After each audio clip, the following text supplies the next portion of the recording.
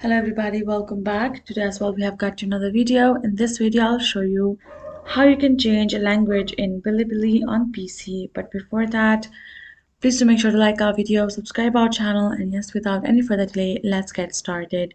So it's a very easy process. Simply go ahead, access your web browser and type in bilibili.tv.com or simply Bilibili, then you will get their official website in the search options. Go ahead, tap on it, and this is how the interface is going to look like when you land on their official website, right? So once you're in the home section, if you want to change the language, all you need to do is go ahead, go to this three dot, and then you will find this language option right away.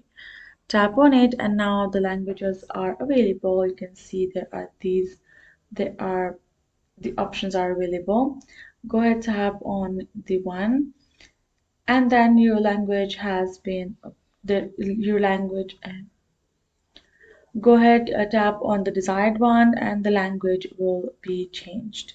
Now that's all you need to do for the matter. So hope this video helped. Thank you so much for watching. I'll see you guys in our next video.